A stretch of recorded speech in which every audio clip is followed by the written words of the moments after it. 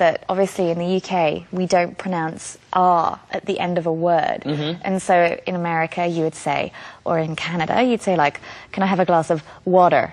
And you say the R. Whereas in the UK... Well, that's the right way to say it, yeah. Well, it's the alternative way to say it. You know, there is no right and wrong. Well, English people always have that problem, that good advantage that it's English people. Yeah, where do you think English comes from? So we say it right because it's from us. Yeah.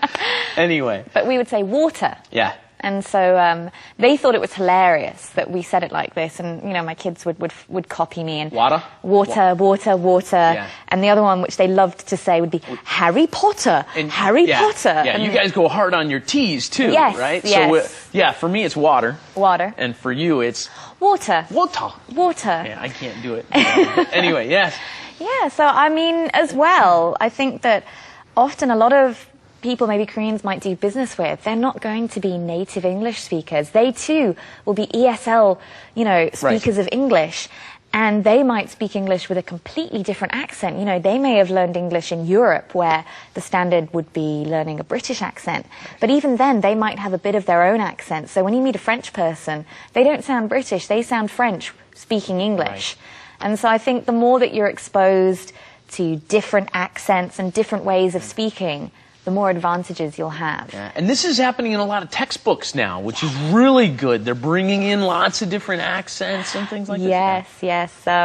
You know, when you take one of these big tests these days, they have an Australian accent, they have a British accent, they have an American accent, and sometimes Korean accents, and French accents, you know, and non-native speaker accents. Yeah. I think there's nothing wrong with speaking English with a Korean accent. Indian accents. Yes, you know. I mean, yeah. It's just all these different ways of speaking English. And, you know, I don't want to say, like, well, this way is the right way, and this way is the wrong way. Because if you're speaking English, then it's a valid form of English. And there's more English speakers now in India than there is in Britain. Exactly, there's a billion. There's a billion English speakers. So many English speakers in India, and you go, okay, well, which one's the right English? Our English is right. Well, hey. You can't really say that anymore. Singaporean English has another. Yeah, exactly. They're all different. New Zealand and Australia, which are also slightly different.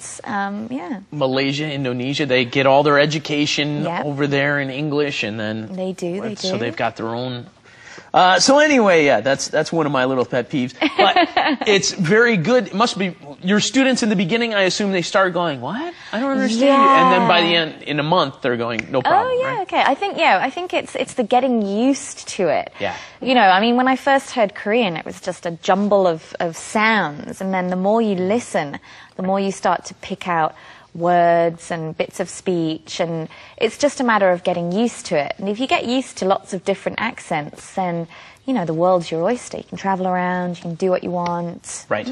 Right. And do you find that you have to gradually teach them, or do you use a bit of an American accent when you're teaching in the beginning? It kind of slips in, and you know, if they don't understand something, and I'll say it again in an American accent, and they're like, "Oh, that word, okay." Right. Well, at this point, now it's time to talk about one of your favorite possessions. Yes. A little thing we call Star's Treasure. Yes.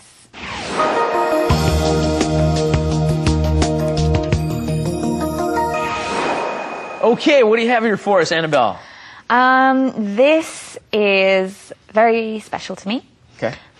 Pink bag. It's a pink bag, and when you pull it out, it is a instant camera. Okay. So the reason that this is so special to me is it's the first present that my husband ever gave me. Oh, really? Yes. Very nice. We'd been dating about 6 months, and it was my birthday. And I was really worried, you know, because we hadn't been going out very long, and the first birthday, and it was my birthday, and so, you know, he had to set the bar for presents. Right. Was he going to get me something good, or was he going to show that, you know, he'd not thought about it? He didn't know this, but there was a lot of pressure on him. And so to come up with a good present. To come up with a good present. Okay. You know, I never said this to him, but you know, this was a defining moment in the relationship. If this had been a bad present, you know, maybe we would never have gotten married. So this is 2003. So most people didn't have digital cameras back then either, right? No, this is not 2003. This is. Oh, yeah. When is it? Yes. This is. Let me think. 2009.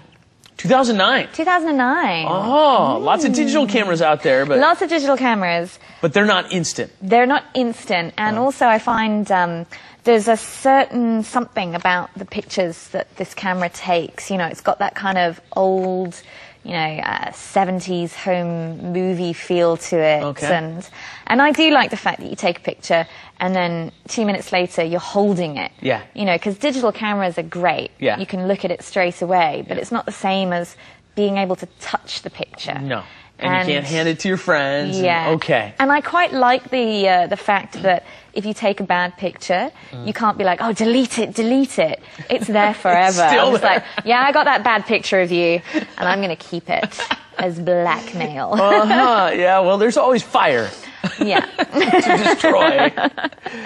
But Very cool. I keep them safe. So, yeah, this was the first present he gave me, and...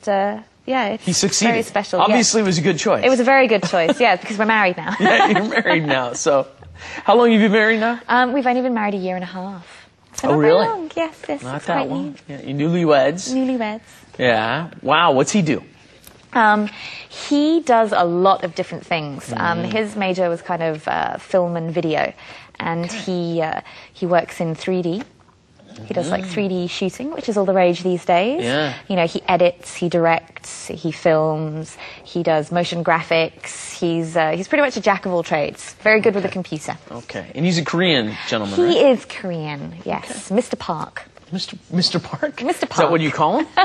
Not at home. I would assume not. Okay. I call him Mr. Park on the radio to protect his identity. Aha! We don't share his name. Okay. Yeah. Well, we're going to hear a little bit more about Mr. Park and more in your life in our next episode. But this episode is all wrapped up. Thanks for being with us today, Annabelle. No, it's my pleasure. Thank you so much. It's been great. Okay, we'll see you next time. More with Annabelle next time on Star English, everybody. Wave with me. Bye-bye. Bye. That was a great time talking to Annabelle today, wasn't it? You've seen her on TV before. Now you got to know her a little more personally, and you'll get to learn more about her and Mr. Park next time on our next episode of Star English. So be sure to be with us again next week, everybody. Don't miss a single episode. Thanks for joining us today. Bye-bye.